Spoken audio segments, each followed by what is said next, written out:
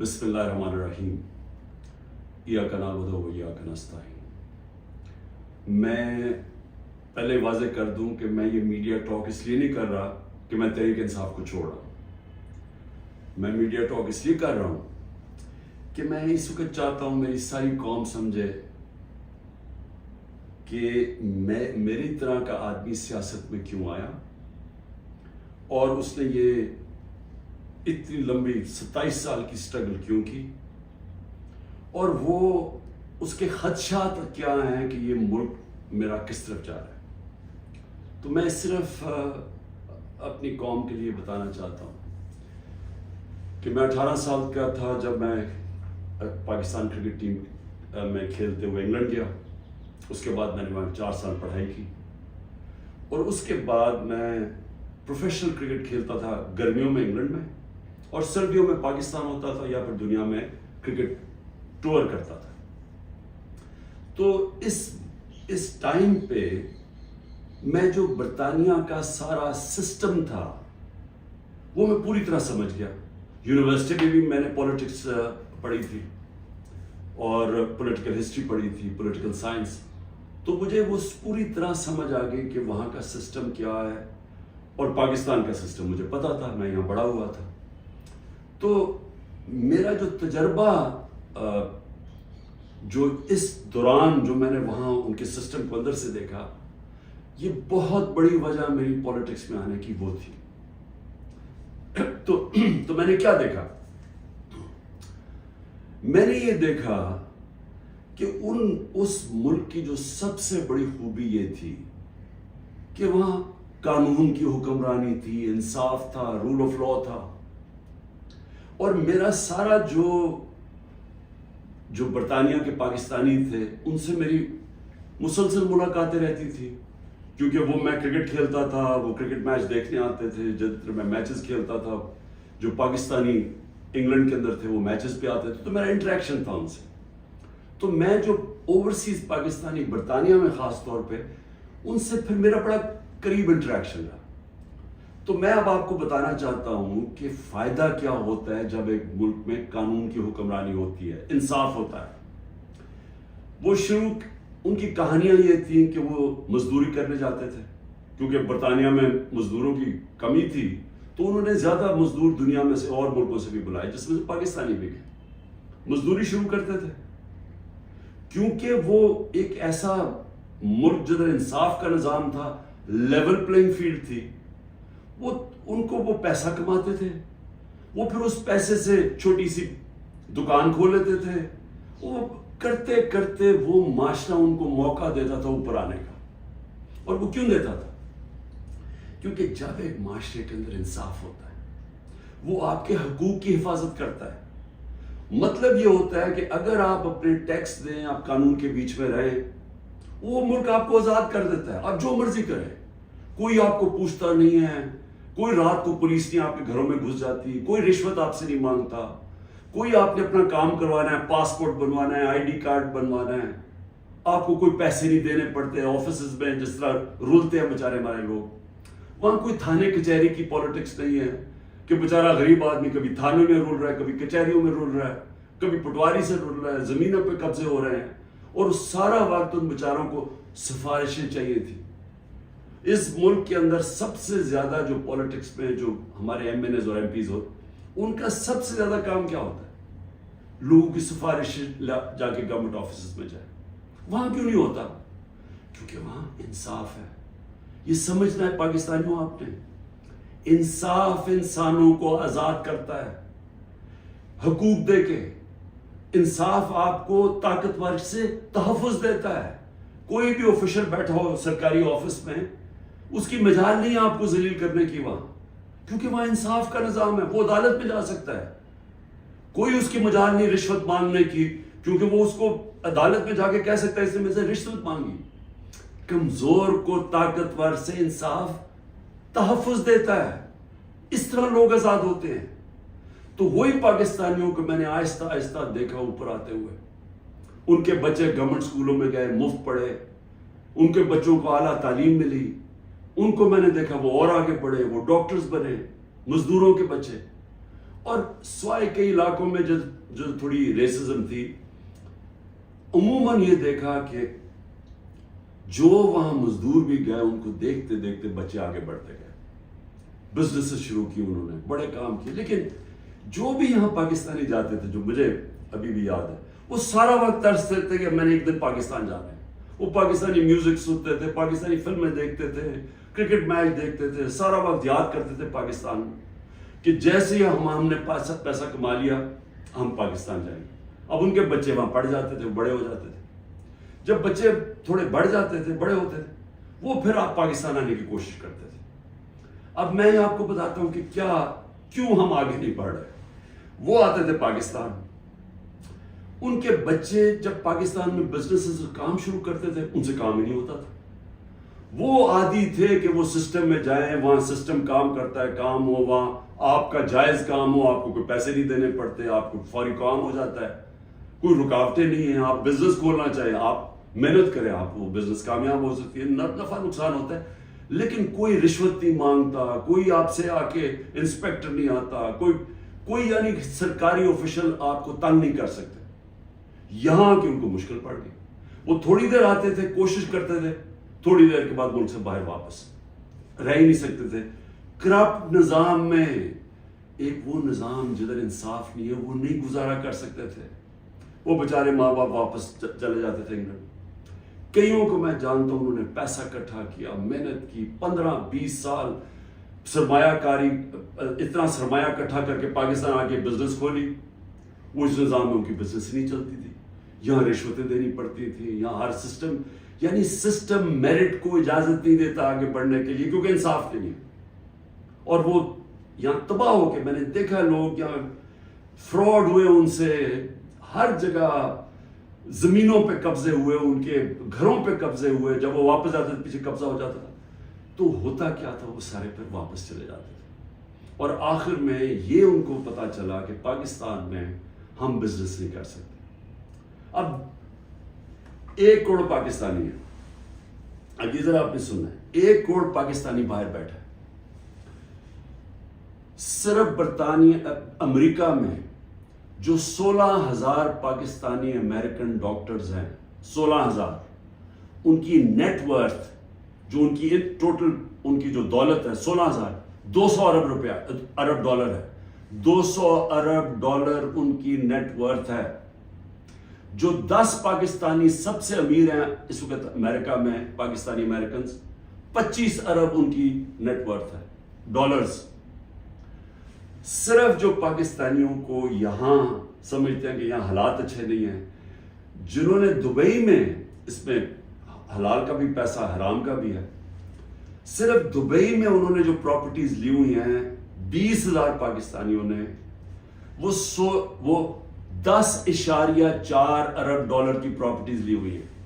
ہم 6 ارب کے پیچھے، ڈالر کے پیچھے، IMF کے پیچھے بھاگ رہے ہیں. تو میں یہ صرف آپ کو کیوں بتا رہا ہوں؟ ہمارا ملک، اللہ نے ساری نعمتیں دی ہوئی ہیں اس کو. ایسا ملک دنیا میں نہیں ہے. ہر قسم کی، یعنی 12 موسم ہیں، اوپر سے نیچے جائیں بدل جاتا ہے، ملک بدل جاتا ہے. اس میں ہر کچھ اگ سکتا ہے. زرخیز زمین ہے، اس کو ہم صحیح استعمال نہیں کر پا رہے. لیکن جب تک ہم انصاف کا نظام نہیں ٹھیک کرتے، ہم اس ملک میں اس دلدل میں گھس رہے ہیں. میں اب آپ کو بتاؤں کہ میں نے جب یہ پاکستانیوں سے جو برطانیہ میں تھے، کیونکہ میرا اصل میں کرکٹ کھیلتا تھا، میں نے آپ کو بتایا میرے ان سے رابطہ تھا، تو تب میں نے فیصلہ کیا کہ ہم پاکستان کے اندر جب تک یہاں ایک انصاف کا نظام نہیں آتا، ہمارا ملک آگے نہیں بڑھ سکتا. کیونکہ اتنا بڑا سرمایہ کاری ہو سکتی ہے اوورسیز پاکستانی سے، لیکن وہ آتے نہیں ہیں پاکستان میں. وہ صرف اپنی ریمیٹنس بھیجتے ہیں، جو اصل تو سرمایہ کاری سے ملک اوپر جاتا ہے. تو میں نے پھر تحریک انصاف بنائی 96 میں، اور اس کا نام تھا انصاف کی تحریک. اس کی نظریہ کیا تھا؟ اسلامی فلاحی ریاست. وہ نظریہ کدھر سے لیا؟ جو قرارداد پاکستان ہے، آبجیکٹو ریزولوشن ہے، جس میں مدینہ کے ریاست، اس کے اوپر طرز کے اوپر انہوں نے اسلامی فلاحی ریاست لکھی. کیونکہ اسلامی فلاحی ریاست ہمیشہ مسلمان مدینہ کی ریاست کی طرف سوچتا ہے، وہ دنیا کی تاریخ کی پہلی فلاحی ریاست تھی۔ ہم نے اس کا وہ آبجیکٹو رکھا کہ یہ ہمارا گول ہے، اور میں نے اپنی پارٹی لانچ کر دی۔ اب میں یہ اس لیے آپ کو بتایا کہ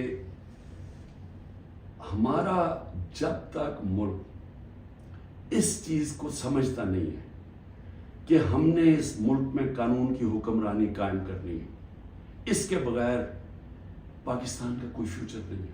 اگر ہم یہ نہیں سمجھتے تو ہم یہ جو تباہی کی طرف تیزی سے ہمارا ملک جا رہا ہے، ہم نہیں اس کو روک سکتے۔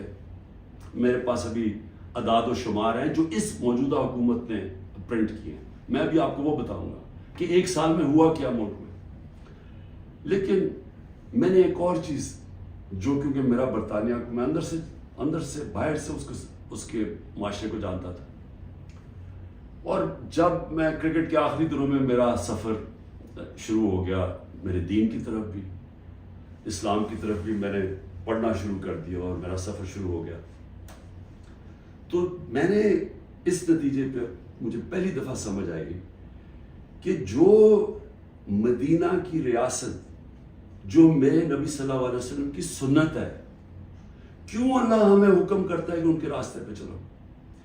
کیونکہ اللہ نے نبی صلی اللہ علیہ وسلم کو رحمت للعالمین کا خطاب دیا ہوا ہے، سب انسانوں کے لیے رحمت بن کے آئے تھے۔ اس کا مطلب کوئی بھی انسانی معاشرہ اس مدینہ کے ریاست کے اصولوں پہ چلے گا، وہ اوپر آ جائے گا، ادھر خوشحال ہو، اللہ کی برکت آ جائے گی۔ آج آپ صرف یہ دیکھ لیں کہ مدینہ کی ریاست کن اصولوں پہ کھڑی ہوئی تھی؟ سب سے پہلے عدل اور انصاف۔ عدل اور انصاف کا مطلب یہ حقوق، انسانی حقوق۔ ہر انسان کے جب اس کو حقوق ملتے ہیں وہ آزاد ہو جاتا ہے، اس کو طاقتور سے تحفظ مل جاتا ہے، اور انسانوں کو حقوق دے کے پھر فلاحی ریاست بنائی کہ ایک ریاست میں انسانیت کا نظام، کہ ایک ریاست کمزور کا ذمہ داری لے اپنے کمزور طبقے کی، غریب کی، بیواؤں کی، معذوروں کی، یتیموں کی، بوڑھوں کی پینشنز نکلی مدینہ کی ریاست میں، یہ پہلی دفعہ ہوا تھا۔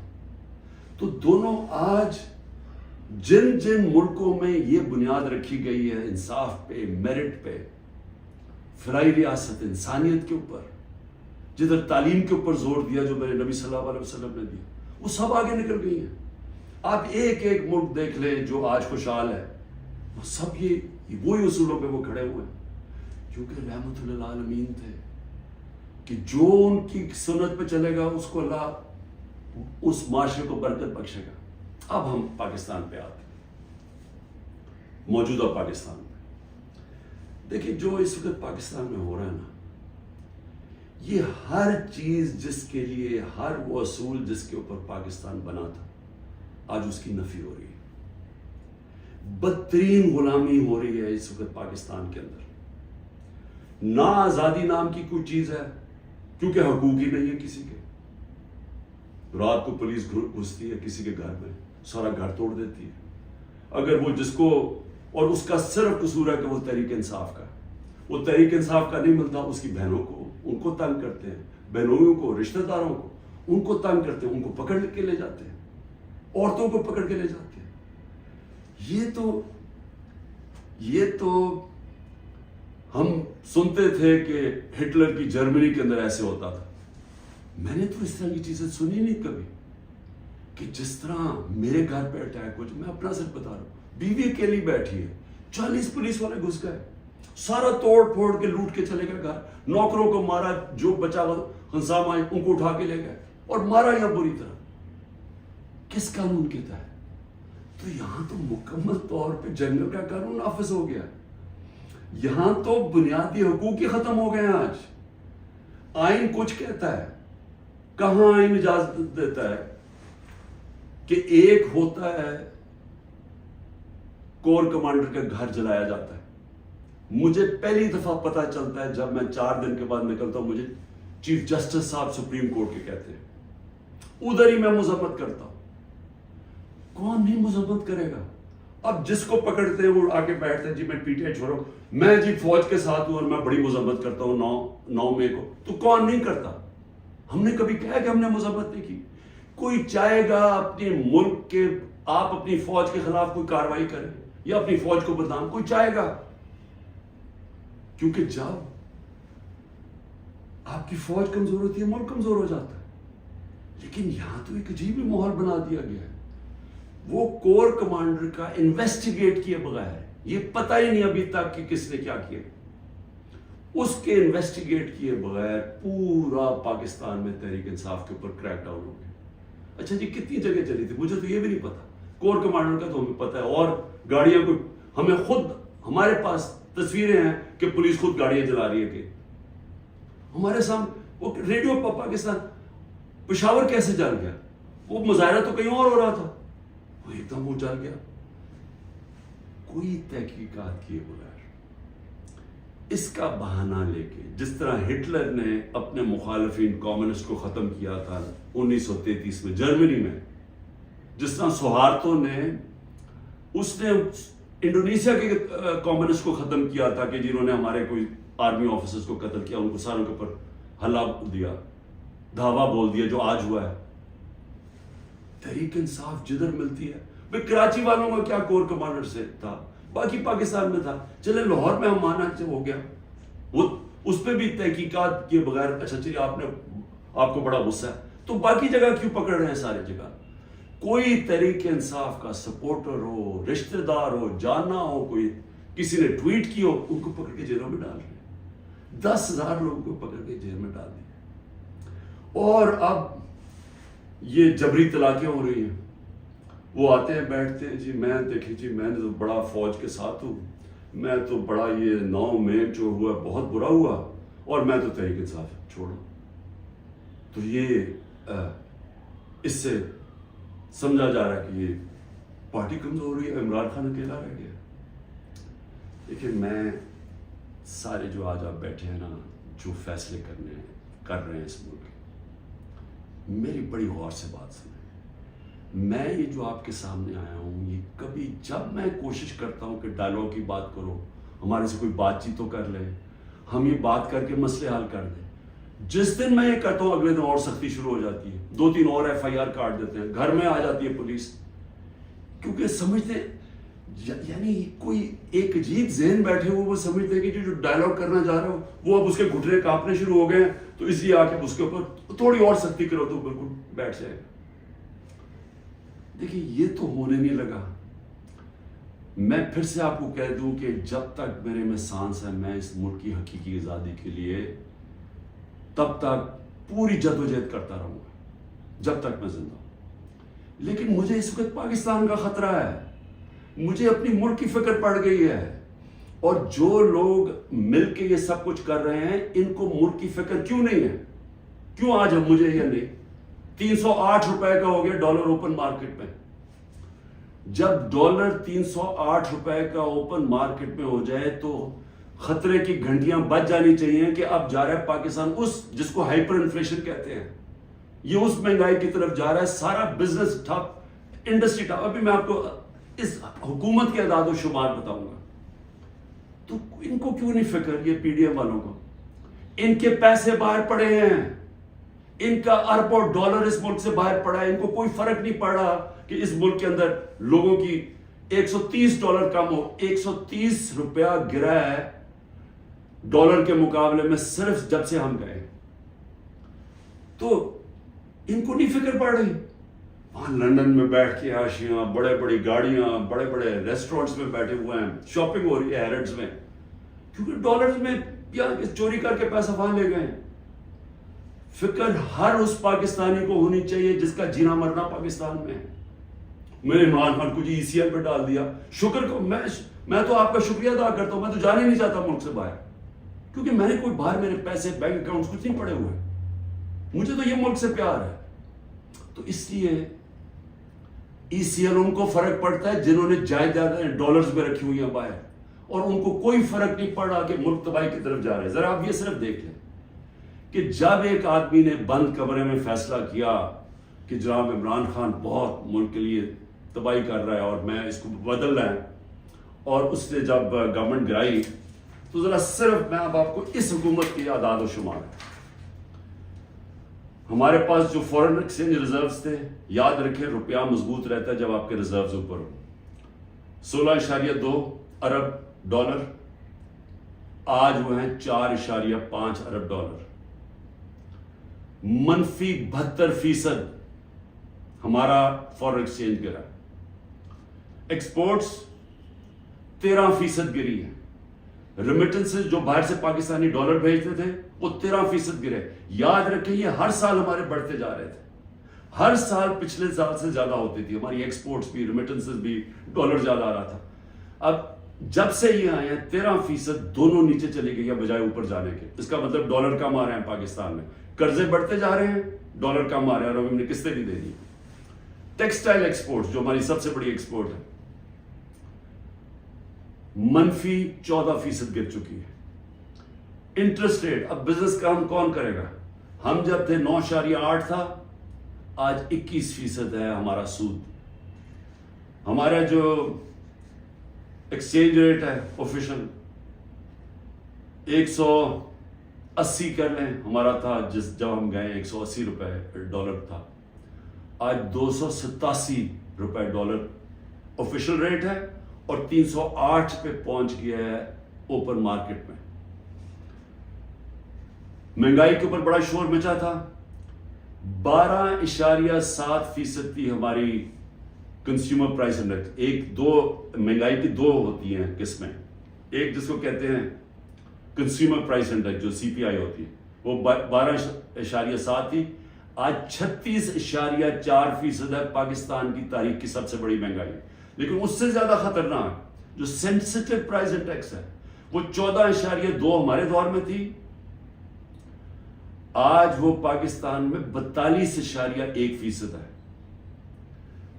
پٹرول، یاد رکھیں ہمارے دور میں پٹرول 110 سے 115 لیٹر 110 سے 115 ڈالر پہ بیرل گئی تھی، آج وہ 70-80 کے بیچ میں ہے، یعنی ادھر سے آ کے۔ ہمارے دور میں 150 روپے لیٹر پیٹرول تھا، 145 روپے لیٹر ڈیزل تھا، آج ڈیزل پہنچ گیا 260 روپے اور پیٹرول پہنچ گیا 270 روپے۔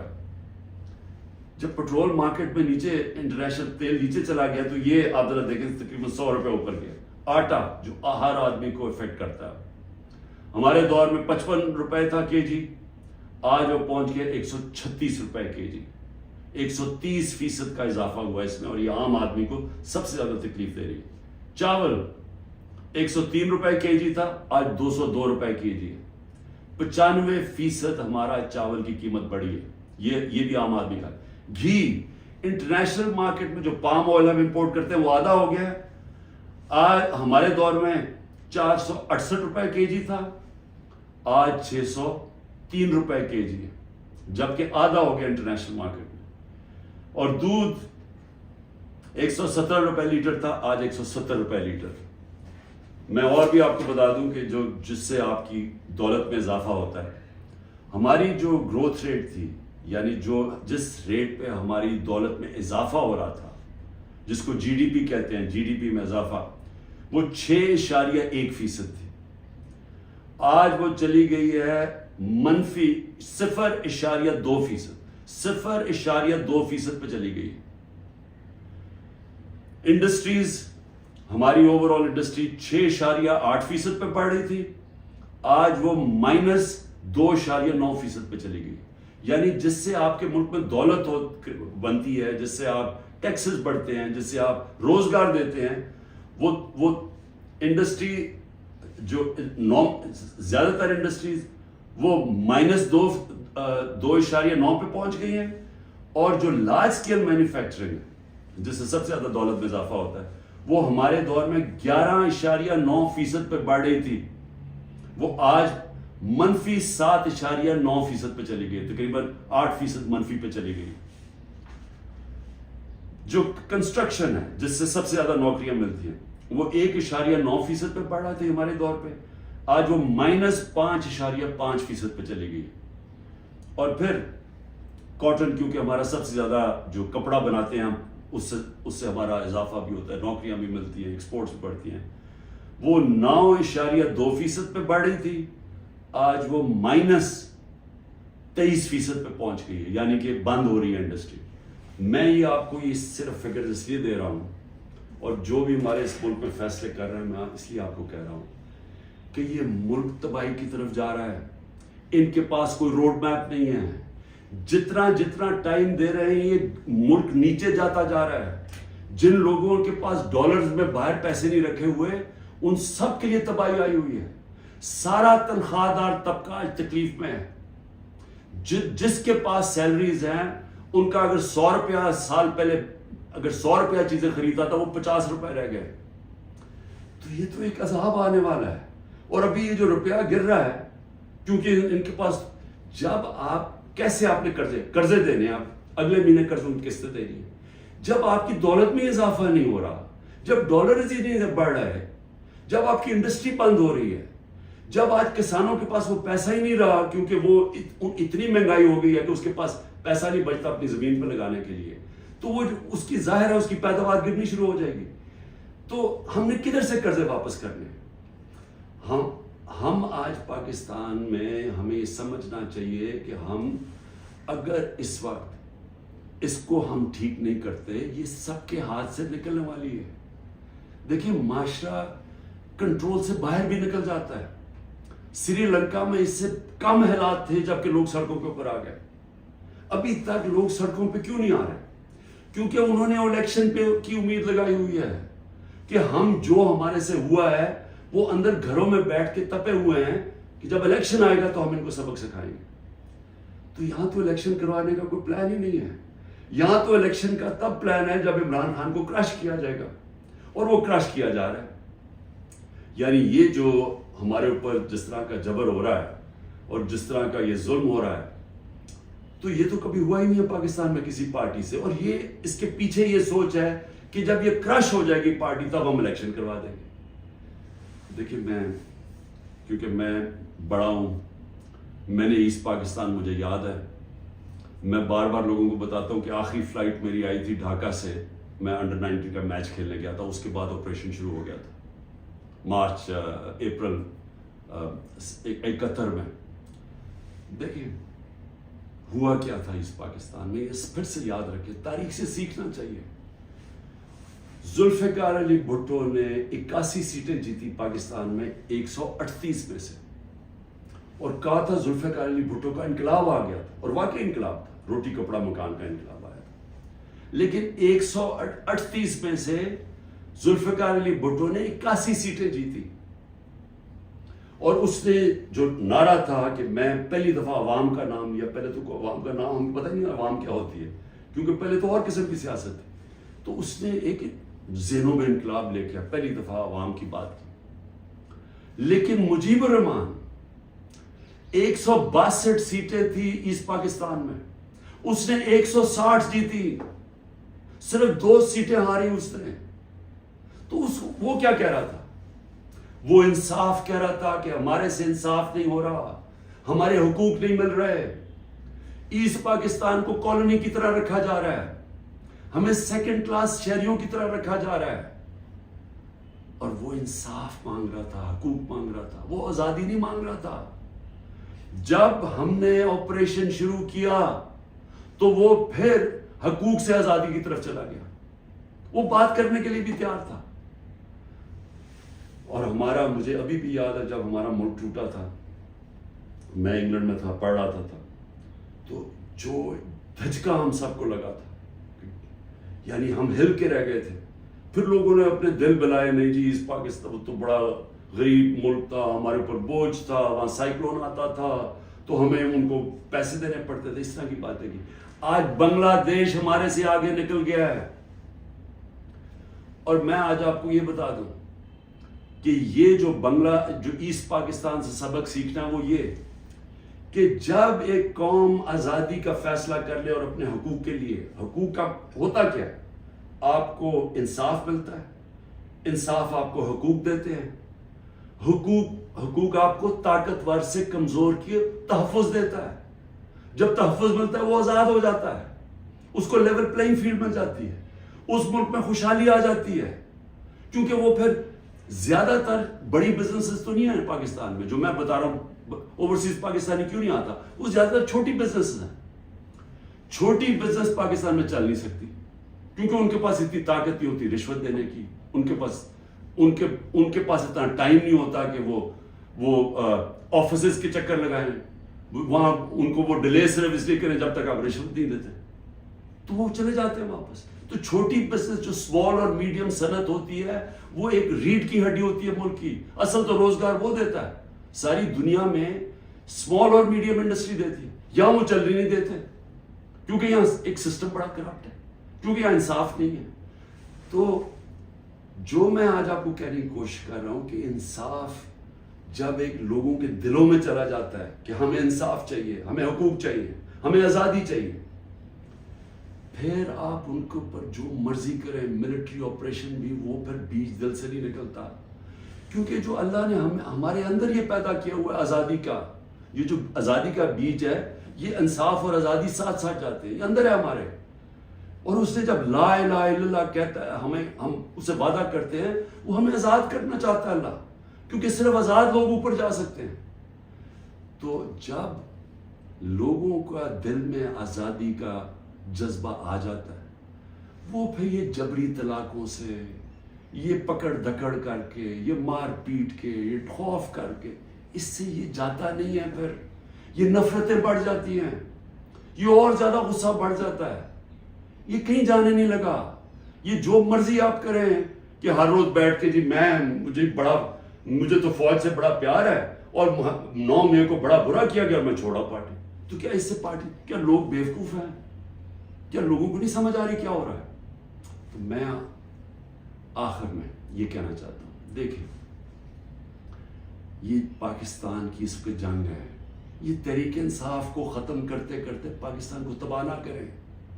یہ اگر اس وقت ہم نے سٹیپس نہ لیے، قدم نہ اٹھایا، یہ ادھر چلا جائے گا، کوئی بھی نہیں کچھ کر سکے گا.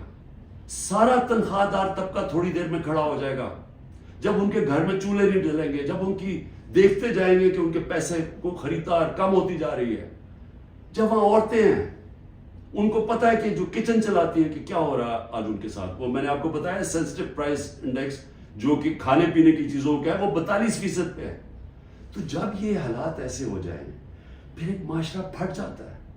تو میں اس لیے بات چیت کی بات کر رہا ہوں کہ یہ ٹائم ہے، یہ ملک ٹھیک تب ہوگا جب اس سارے ملک کے ادارے اکٹھے بیٹھیں اور ملک کی سب سے بڑی ایک ہی جماعت جو فیڈرل پارٹی ہے پاکستان کی، وہ سب اکٹھے بیٹھیں اور وہ بیٹھ کے اس مسئلے کا حل نکالیں.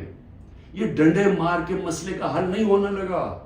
یہ جو بھی کریں گے، میں تو بیٹھا ہوں کہ ہر روز میں انتظار کرتا ہوں کہ کس دن پکڑنے آئیں گے، میں تو تیار ہوں اس کے لیے. اس سے مسئلہ نہیں حل ہونے لگا. اس کی سلوشن اس میں ڈنڈے مارنے میں نہیں ہے اور ظلم کرنے میں. اگر یہ ہوتی تو اس پاکستان نہ علیحدہ ہوتا. اس کا مسئلہ اس ملک میں قانون کی حکمرانی قائم کرنا ہے، ادارے مضبوط کرنا ہے، سارے اداروں کو اپنے آئینی رول کے اندر فنکشن کرنا ہے، لوگوں کو آزاد کرنا ہے، ان کو حقوق دے کے. کبھی اس ملک میں نہیں ہونا چاہیے کہ لوگ گھروں میں بیٹھے اور رات عورتیں نہ پرواہ چادر نہ چادر والی لوگ آئے گھر توڑ کے چلے گئے اور کوئی پوچھنے والا نہیں ہے. اور انہیں پتا کیونکہ وہ طاقتور ہے، کوئی پوچھے گا ہی نہیں. عدالتوں سے سارا خوف چلا گیا. عدالتیں جا کے فیصلہ کرتی ہیں عمران ریاض کو لے کے آؤ، وہ ابھی تک پتہ ہی نہیں ہے وہ کدھر چلا گیا. اور جس طرح کے تشدد کی میں نے کہانیاں سنی ہیں کہ جو باہر نکلتے ہیں، کئی لوگوں کو، سب کو نہیں کیا، کئیوں کو تو برے حالات میں رکھا ہے کہ اتنے چھوٹے سے دڑبوں کے اندر لوگوں کو بند کیا ہوا ہے، لیکن کئیوں پہ تشدد کیا. تو میں یہ سوال پوچھتا ہوں کہ ہماری جب عدلیہ کی بات، ان کی ورڈکٹ ہی مانے جائیں گے، عدلیہ کہتی ہے الیکشن کرواؤ، آئین کے مطابق وہ الیکشن ہی گورنمنٹ کرواتی، تو یہ ملک تو تباہ کی طرف چلا گیا نا، بنانا ریپبلک بن گیا. یہ ملک تو وہ جنگل کا قانون آ گیا آج پاکستان میں. تو میں اس کی آخر میں اپیل کرتا ہوں کہ بات چیت کرنی چاہیے فوری طور پہ. جو یہ کیا جا رہا ہے یہ کوئی حل نہیں ہے، اور اس کو یہ نہ سمجھیں کہ عمران خان کی کمزوری ہے، کیونکہ جب میں یہ بات چیت کی بات کرتا ہوں اور سختی آ جاتی ہے، باہر پولیس پہنچ جاتی ہے، وارنٹ نکلاتے ہیں. یہ مجھے اس سے کوئی فرق نہیں پڑتا. مجھے اپنی ملک کی اس وقت فکر پڑی ہوئی ہے، اور آپ سب کو بھی فکر ہونی چاہیے کہ یہ جو میں نے آپ کو بتایا ہے، آج اگر 308 روپے کا اوپن مارکیٹ میں ڈالر مل رہا ہے تو سمجھ جائیں کہ پاکستان ادھر اب پہنچ جائے گا جدھر سارے لوگوں نے ڈالر خریدنا ہے, کسی نے سرمایہ کاری نہیں کرنی, باہر سے اوورسیز پاکستانی ریمیٹنسز انہوں نے لیگل چینل سے نہیں بھیجنا کیونکہ اتنا فرق پڑ گیا اوپن مارکیٹ اور آفیشیل ریٹ کے اندر, تو یہ تو ملک تو جا رہا ہے نیچے. تو اس لیے میں پھر آخر میں اپنی ساری قوم کو کہتا ہوں کہ آپ سب صبر کریں, اپنی پارٹی کو کہتا ہوں صبر کریں. یہ جو کیا جا رہا ہے آپ سے کہ کن پٹی پہ بندوق رکھ کے جی میں پی ٹی آئی چھوڑ رہا ہوں, کوئی فکر نہ کریں, کبھی کوئی پارٹی سے نہیں ختم ہوگی. پارٹی تو ختم ہوتی ہے جب نظریہ ختم ہو جاتا ہے. آج آپ کے سامنے پی ڈی ایم کی جماعتیں ہیں, پوری اسٹیبلشمنٹ کی مدد کر رہی ہے, الیکشن کمیشن ان کے ساتھ ملی ہوئی ہے, انتظامیہ ساری ان کے ساتھ ملی ہوئی ہے. کیوں یہ الیکشن سے ڈر رہے ہیں؟ سارا تو آپ کے پاس امپائرنگ بھی اپنے ہیں, پھر بھی ڈر رہے ہیں کہ جی عمران خان کو پہلے ختم کرو پھر الیکشن لڑیں گے, کیونکہ ان کا ووٹ بینک ختم ہو گیا ہے. پی ٹی آئی کا ووٹ بینک بڑھتا جا رہا ہے, جتنا یہ ظلم کر رہے ہیں اور زیادہ پبلک ہمارے ساتھ کھڑی ہو رہی ہے. اور انشاءاللہ جب بھی الیکشن ہوگا آپ کے سامنے آ جائے گا رزلٹ. شکریہ.